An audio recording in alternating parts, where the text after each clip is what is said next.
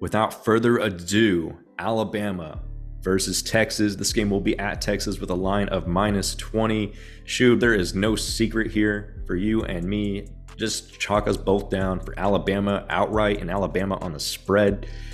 -20. Come on now. Alabama is the best team in college football right now. They do not let up. I mean, they led Utah State score 0 points. That is one reason I love Alabama when it comes to betting in general. Nick Saban does not allow people to get those backdoor spreads. He does not allow it.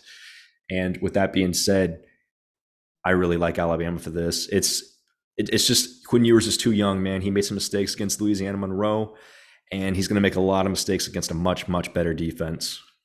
You're going against your bold prediction here. Your bold prediction was Texas would hold Alabama within 20 points in the final score. That bold prediction. I know, but this one looks like free money. When you look at week one, man, and how everyone performed, I just can't stick with that bold prediction. It was a preseason bold prediction, but it's not looking very good right now. Bama was up 42-0 at half against Utah State last week, and then they called off the Dogs. They were up 42-0 at half. The spread in this game was 41.5. For the whole game, it was 41.5. They covered that in 20 minutes. Yeah, that's crazy.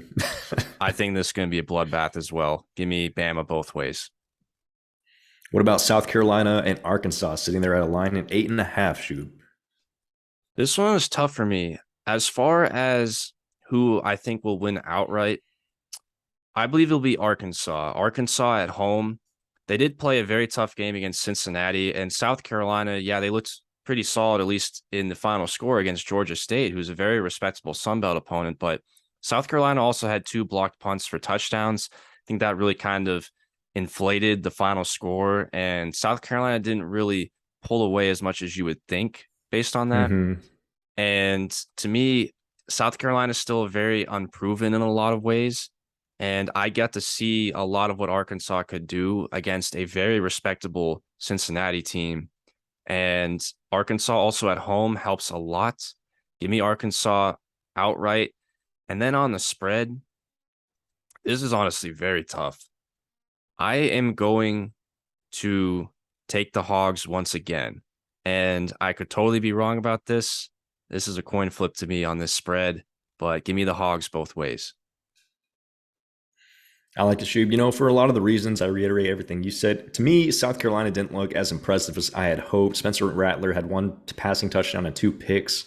And we're talking G5 opponent. We're not talking Arky right here, It's not that, Georgia State's a very good G5 team by any estimation. And like you said, that score was very not indicative of how close that game was. South Carolina was struggling against that Georgia State defense. And ultimately, without those 2 block punts, it could have been a different story at the end of the game, Shoob. Who knows? Maybe Georgia State, takes it to overtime or whatever the case may be. But I'm going to go ahead and go with Arkansas here. I like the home field advantage. I like the fact that they played Cincinnati, a very formidable opponent in week 1, so they will be battle tested and they will be ready to go. But that line sitting at 8.5 makes me a little uncomfortable. So I'm going to go ahead and I'm going to take South Carolina on the spread. All right, so now let's move on here. How about Missouri going on the road to face Kansas State, another non-conference matchup here?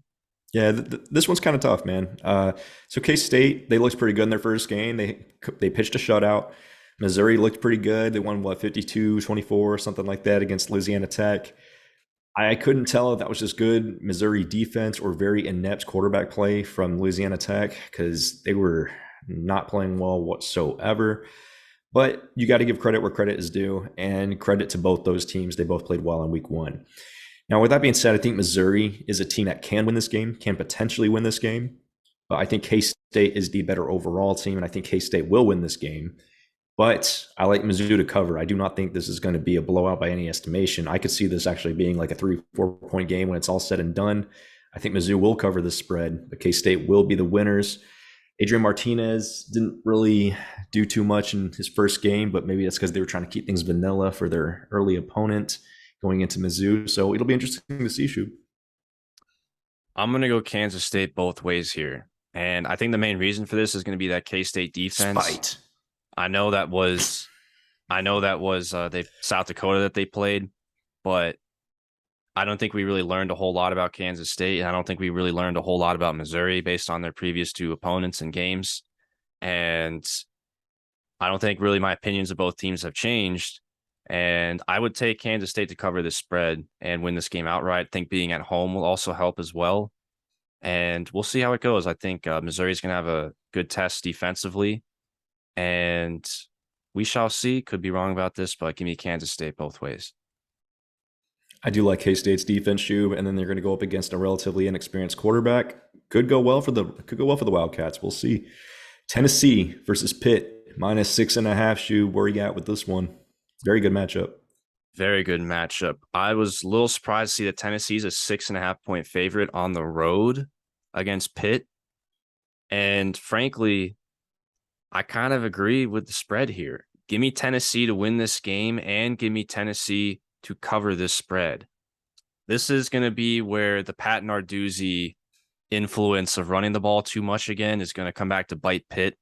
And this is not a good matchup for them at all, a team that can actually light it up and throw the ball. If Pitt struggles to keep up with Tennessee as far as scoring, I could see this not going well for Pitt at all. And if Pitt cannot keep this Tennessee offense off the field a lot, it won't go well for Pitt. And I truly think that Tennessee looked very good in their first game. And I'm going to drink a little bit of the Kool-Aid here. Give me Tennessee to cover and win this game. All right, all right. I'm going to go with the same pick, Shoob. I think Tennessee's going to win, and I think Tennessee's going to cover. Even a touchdown, I like a touchdown win. 6.5 gives me a touchdown. Give me a touchdown for Tennessee. If anything, they might even win by 10 points. I'm just really high on Hooker, man. Tennessee's offense, very, very formidable. And like you said, they can light it up. Pittsburgh, you can't play a very conservative offense against these guys. And Keaton Slovis has been known to make some mistakes from time to time. I think ultimately Tennessee is a better team as well, despite all the talent that Pittsburgh does have. And I just see this going Tennessee's way. If Pitt can bully them in the trenches offensively and keep Hooker and this offense off the field, that'll help Pitt a lot. And Pitt is at home. Let's not, factor in that as Oh well. yeah, let's not. I mean, Pitt could very well win this game. I wouldn't be like, oh my God, Pitt won this game if they did pull it off. But ultimately, I mean, I think Tennessee is going to win it, and so that's why I'm going to stick with this.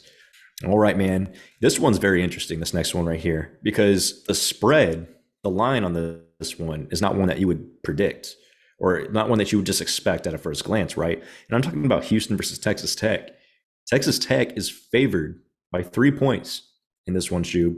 Now, Texas Tech had a very good game last week, played very well, played both quarterbacks, Donovan Smith and Tyler Shook, and both of them played very, very well. I'm on this pod going on record saying I think Donovan Smith is a much better quarterback, and I think if Donovan Smith is their starter, then they can do pretty well offensively. But regardless, they put up 60-plus points, only allowed 10 points. They looked very good. Houston played a very competitive UTSA last week, as we just covered, Shoob, and Houston looked the part as well. So who do you like in this matchup? This one's honestly tough.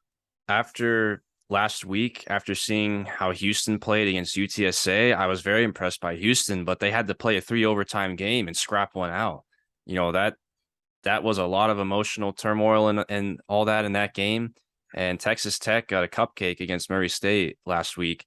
So Texas Tech will still be very fresh. And also Texas Tech is at home, which is going to help the Red Raiders a lot. That being said, I'm going to stick with my guns here. I think Houston will beat Texas Tech. I know Tech looked good with Donovan Smith, but to me, I got to see what Houston was made of last week against UTSA. I didn't really get to see what Texas Tech was made of against Murray State.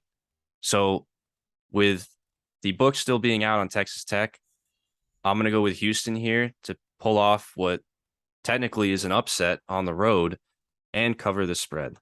When you said stick with your guns, I thought you were going with the Red Raiders because guns up, right? But Shoob, no, I'm with you. But the thing that really concerns me, man, is because Houston played a very competitive week one matchup. Texas Tech did not. So Texas Tech was able to conceal a lot of their offense, a lot of their game plan, a lot of their schemes. Houston had to put it all out there to win that game. And so there's going to be a lot of film for Texas Tech to work on with that. And in addition to the home field advantage, it's going to be packed. That stadium is going to be loud. Texas Tech has a very good home field advantage. And ultimately, I see that's why this line is so close. 100%. And I think that's why this line is so close. But man, I think Houston's a better team. And I'm going to go with Houston as well on spread and on the win. I mean, it's -3, so I could easily see Houston winning anyway is coverage of the spread. So give me Houston. All right, so how about this next one? You want to talk about a game with narratives galore? Iowa State Oh at man, Iowa, the Cyhawk series. seriously, seriously. Oh my God, Shoob. I don't even know where to start with this one. This one, Shoob is very famous for talking about this one, not only on this podcast, but on Twitter as well, in reference to just how lopsided this rivalry is, and not in a way that you would expect. It's not because one team is just more dominant than the other. It's that one team always finds a way to shoot itself in the face and lose this game. And that's Iowa State. Iowa State always finds a way to lose this game, even when they should be the better team in the matchup. And it's at Iowa this year, so I don't know that that's going to change, Shoob. I know we talked about how inept Iowa is offensively. My goodness, they're That terrible. was something else. We didn't But really talk about this if anyone game. can find a way to lose to them, it's probably Iowa State. But the thing is, man, and I know what I just said is kind of tricky because I'm actually picking Iowa State to win this game. Wow. Okay. Yes. Because here's my thing, man. Spencer Petras, I think, is the absolute worst quarterback in the Big Ten. I don't think he's even a Power 5 quarterback. I don't think he's even a top tier G5 team quarterback. That man should be playing Division II football if or pumping gas somewhere at a 7-Eleven. I mean, he's not I'm not a big Petras guy. I don't think he belongs on the Iowa Hawkeyes football team. And the fact that he's the starter makes me really scared for what they have behind him. And ultimately, man, your defense can only do so much. If your defense is on the field the whole time and you're playing offenses better than the one you played last week, forget about it, man. Your defense will not hold the entire game. And if your offense keeps going 3 and out and leaving your defense in a bad situation, you're going to lose. And for that reason, I'm going to take Iowa State outright. So you know what Spencer Petras, his advanced numbers were last week? There's a stat Oh, called boy. predictive points added. And Is it negative? yes, Spencer Petras, negative 5.9 points added last week. Negative 5.9. Oh, my. That See, means I that told you, Spencer man. Petras cost Iowa 6 points by just being the quarterback. Dude, I'm telling you. So I wasn't too far off when I said this man belongs in D2 or pumping gas at 7-Eleven. My goodness. Well, and another thing too is that Iowa's average starting field position was the 42-yard line. So they got the ball at pretty much midfield on average and still only scored 3 points. And 7. those 3 points were based off of a shanked punt. So if you take away the shanked punt by South Dakota State shut out this Iowa offense. Barring that punt, South Dakota State shut out the Iowa offense. Iowa won this game with 2 safeties. The defense outscored the offense. 2 safeties. See, some schmuck out there didn't watch this game, and he's just looking at the final score and thinking, oh, man, what a low-scoring game, but Iowa probably scored a touchdown. They won. No, those 7 points were not a touchdown. That was a field goal and 2 safeties. Let me tell you something. That was just absolutely hilarious to watch in so many ways. I absolutely loved it. And Shoot, yeah, I know you had some fun on Twitter. I did, man. You know, Iowa fans, I don't know how you guys are going to deal with it this year. And it's like, what did Iowa do? What did Iowa do all offseason? Their offense looks worse than it was last year. I don't want to go on this rant here because we just want to go through these games. Shoob. I want you to talk about your reply to the Jello shot reply from Twitter. Yeah, or this one bar in Iowa City said they were going to give free Jello shots for every touchdown that Iowa scored, and those Jello shots melted because those Jello shots were never given out. But man, as far as picking this game, we'll get off this Iowa tangent here. You know, this is tough, man, because despite how bad last week was for Iowa, Iowa's still favored by a field goal and a hook in this game. Iowa's at home. It's Iowa State. They always find a way to beat them. They always find a way to beat Iowa State, no matter how bad they are. I mean, you know what? I think this just is going to cement the fact that Iowa's going to win this game now because I'm picking Iowa State to upset them. which means that Iowa's going to win. This means We both Iowa picked is going Iowa to State, win. which means Iowa's definitely going to win this game. Iowa is going to somehow win this game. I do not know how. The under on this game is 41.5. It may be lower than that. I do not know how, but Iowa will win this game simply because we are both saying that Shoob, what's Iowa going to State's going to win. happen? Here's what's going to happen, Shoob. The Iowa defense is going to return a fumble for a touchdown, get a safety, and get a pick six. Final score 16-3. If I can find a safeties prop for this game, I might bet the over on that because that's going to be the most efficient scoring method. Off to another really, really good game. A rivalry over here in the SEC East. Now that we're done with having our fun with the Iowas, Kentucky and Florida sitting at a line of minus 4.5. Both teams looked good in week one. Shoob, what is your line for this one? Based off what we saw last week, there's a lot to like about Florida. Now, Kentucky struggled in the first half against Miami of Ohio, but they seemed to get it together and they pulled away in the second half. They ended up covering that spread too. This Kentucky team is going to be a team that is a little hard to read right now. And I think we got a pretty good idea of what Florida is made of last week against Utah. Florida is at home, which will be a big advantage in this game. Give me the Gators to win this game. And 4.5 seems kind of like a lower spread. I would probably say Florida wins this game by a touchdown or more. I believe that they will avenge their loss last year to Kentucky, and the Gators get it done at home. Give me Florida going both ways. And so far, I have doubled down on my spread picks here. I have not wavered in picking a team to cover a spread that I am also picking to lose. Well, Shoob, Florida, Kentucky, Anthony Richardson is the X factor in the matchup. We have a battle here of potentially two NFL quarterbacks. I mean, Will Levis is getting the first round quarterback hype. Anthony Richardson certainly looks the part to be a guy who could be a very high NFL draft pick at some point, as long as he keeps up what he did against Utah. I mean, that pump fake slash spin, man, that was his chef's kiss. That was amazing. That's some premier college football stuff right there. And with that being said, I'm going to bet on the coaching of Billy Napier and Anthony Richardson. I'm going with Florida on both. I love Billy Napier. I love Anthony Richardson. Sign me up for the Gatorade, baby. All right. So how about another interesting non-conference matchup in Stillwater? Arizona State going on the road to face Oklahoma State. This one is an 11-point game. The Cowboys are an 11-point favorite. What's your take on this one? So Arizona State, Emory Jones is their quarterback. They played pretty well last week against NAU, winning 40-3. I mean, it's NAU. Hard have to say.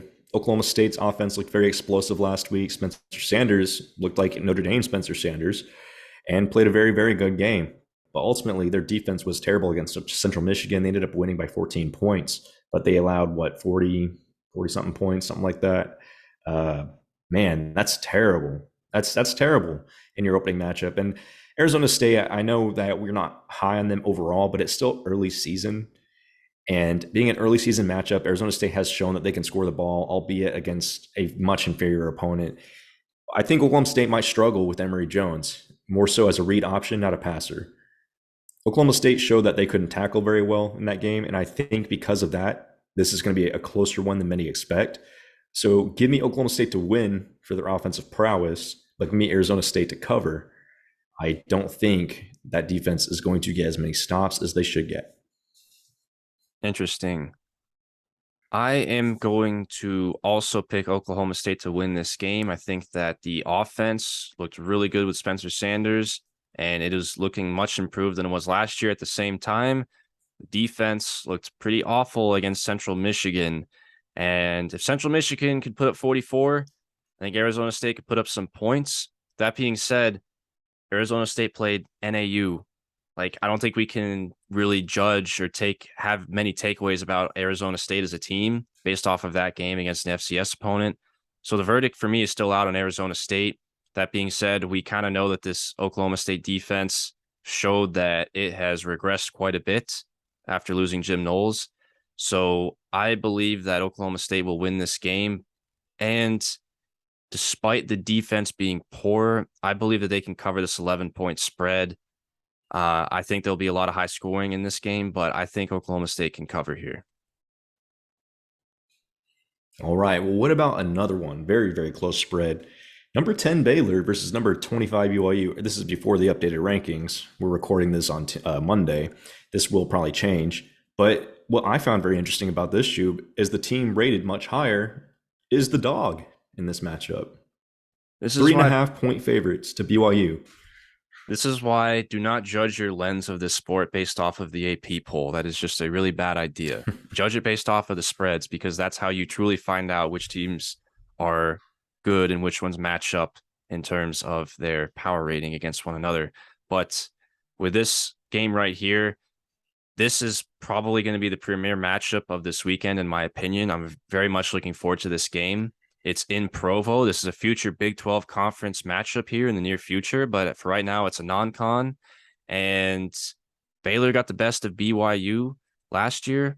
I believe that BYU wins this game. I am picking BYU to beat Baylor. However, this is where I will finally waver on the spread. I'm going to pick Baylor to cover this 3.5 point spread because one way or another, I think this is going to be a very close, very competitive game. This will be a very well-coached game. And I wouldn't be surprised if the Bears cover here. I wouldn't be surprised if the Bears win just outright. So I'm going to kind of hedge both ways here. BYU wins outright. Baylor covers. The game is an absolute coin flip to me, Shoob. Ultimately, here, I'm gonna take Baylor.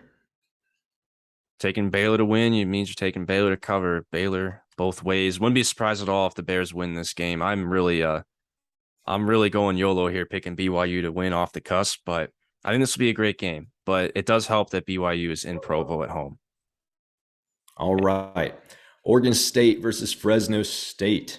This is an interesting one, Shoob. When we were doing our win totals, I said in this matchup, I thought Oregon State was going to beat Fresno State. I liked the matchup for the Beavs, and I'm not going to waver on that. I am going to go with Oregon State to win. And because the line is sitting there at -1, I am going to take them on the cover as well, obviously. And yeah, give me the Beavs outright for this one. I really like what they bring to the table. They have a very good offensive line, and they showed that they could play very well. I mean, last week they won by 17 points against Boise State, and that game was the line was like -3 or something like that. So they've shown that they are a better team than many expected them to be, or at least to start. Either that or Boise State is not as good of a team as many thought. But regardless, Oregon State did what they had to do, and they're playing another opponent that I think is very beatable, although it's a good opponent. This one's very tough for me. I am going to favor the Beavs. Despite the turnovers they had last week against Boise State, if Oregon State just doesn't turn the ball over, I'm liking the Beavs to win this game outright and by default cover here since the spread's only 1 point. But this one's tricky for me because originally I was thinking I was going to pick Fresno State to win this game because I'm also very high on Fresno State. And I watched a little bit of that game. I mean, Jake Hayner is the real deal. That man is a great quarterback, and he could definitely be playing Power 5 football if he wanted to. So would not be surprised. I think this will be a sneaky good game. I think this is an Oregon State team that will certainly finish in the top half of the Pac-12. This is a team that has impressed me in what of a lot has been not that impressive from the Pac-12 so far.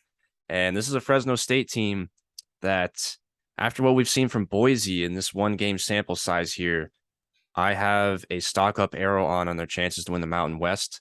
So this is a late night game if you're on the East Coast, and I will be tuning in for sure. I think this will be a close one, and I'm going to hedge my bets on the Beavers covering and winning outright.